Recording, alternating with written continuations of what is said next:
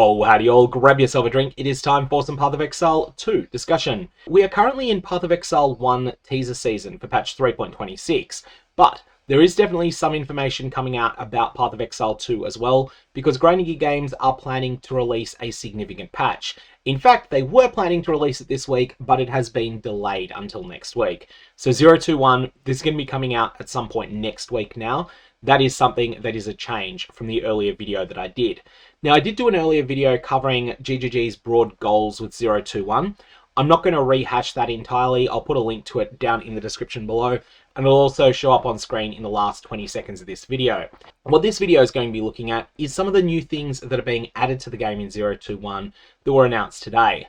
One of the things that Grinding Gear Games have been trying to do with sockets on items is make it so that in early and middle progression, these sockets are there to help you solve an immediate problem on your build. So, you've got a set of gloves that requires a high amount of dexterity. You can't quite get there on the passive tree, or you could possibly get there, but the cost of doing so would be giving up on a whole lot of other stuff. So what do? Well, you can get some dexterity on one of these attribute runes that was added earlier in 0.2.0. Or alternately, you're a little bit short on lightning resistance, you've just picked up a ring that's really good, but the only resistance on it is fire. Well, you can then go to some of your other items and go, okay, I'm going to put a lightning resist rune in there. That's the early game solution. However, Grinding Gear Games' intention is that as you start getting further into endgame, you're going to start hitting a point where you get all of these basic stats on your gear pieces just from the explicit modifiers on rare items. And at that point, you no longer need these particular runes anymore. They just don't do anything for you. Well, what they're planning on doing is having some endgame aspirational upgrades that you can move up to. These are not going to be easy to acquire. Most of these look like they will be rare global drops, and there'll be something that's rare enough that if you get it in a trade league and it's not one you can use yourself, you'll be pretty excited to sell it to another player. So what this means is that these are not going to be things that you'll want to use frivolously. These are going to be things you're going to want to sit on until you've got a very good item to socket them into. One more thing that I think is really important.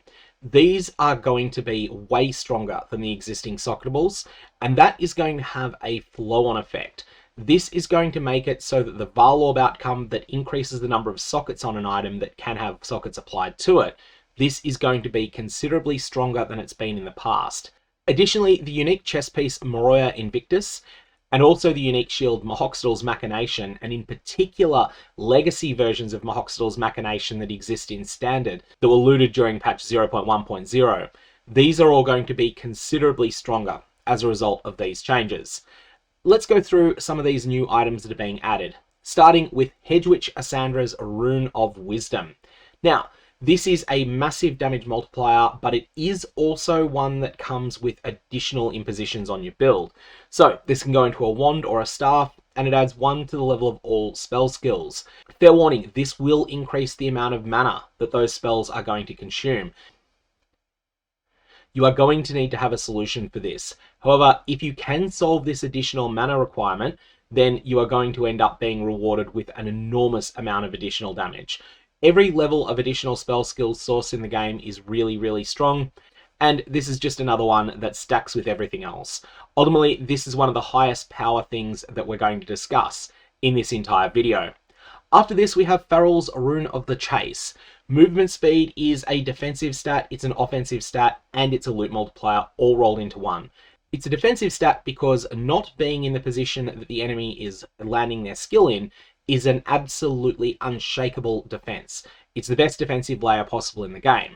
Now, 5% is a modest amount there. It's meaningful. It's not amazing, but it is substantial, especially when you factor in that if you've got corrupted boots, you could conceivably have 2 of this rune in them.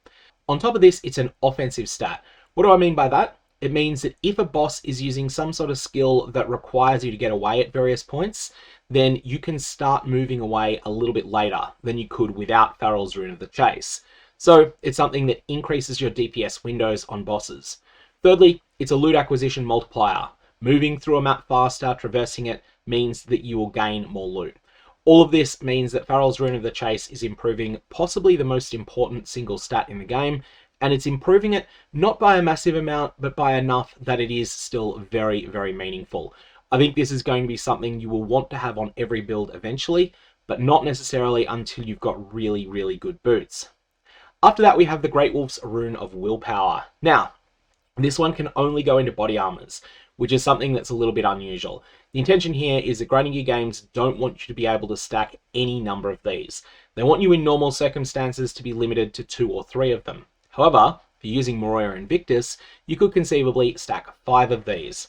It is important to note that having damage taken from mana before life, whilst this is a very strong defensive layer, it is also one that comes with some serious drawbacks.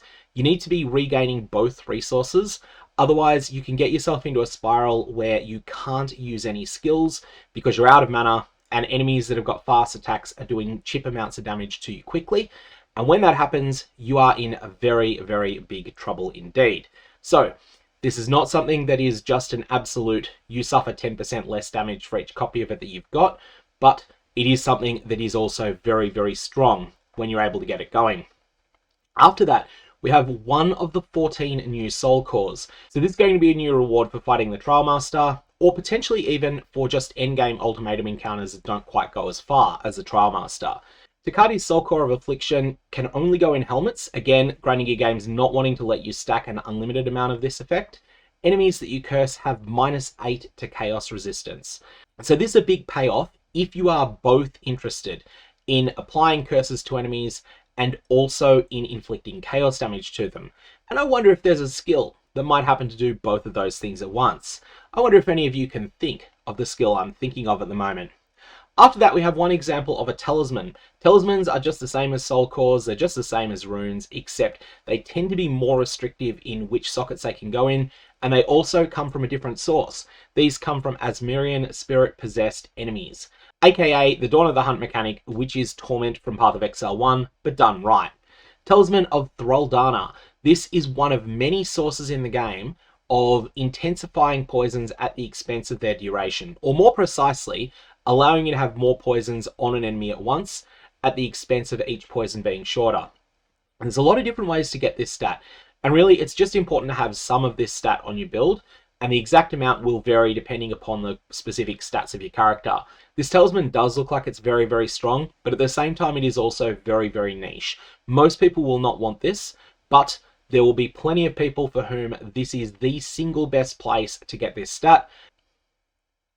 It can only go in martial weapons, which does put somewhat of a limit on the number of these that you can have, but with the way that this is set up, it's actually something you may not want an unlimited amount of anyway, because ultimately, you probably don't want to have 4 lots of 25% reduced poison duration, unless of course you got lots of poison duration increases that are coming from other sources. Anyways, the intention that grinding gear games are going for here is something that I think they will hit. They're making it so that you still want to improve your rare items once you get to the point that you've got a functional gear set that's using things like attribute runes. You still want to improve your rare items so that you no longer need to use that crutch. And once you do get to that point, these are the new payoff. That's what they're going for. That's what's coming in 0.2.1. But once more, this has been delayed to next week. So it's not coming this week. It'll be coming next week. I'm going to leave it there. May your Varlobs have interesting results. If there's any Path of Exile 1 news of note today, I will also put out a video on that. Otherwise, I will see you tomorrow.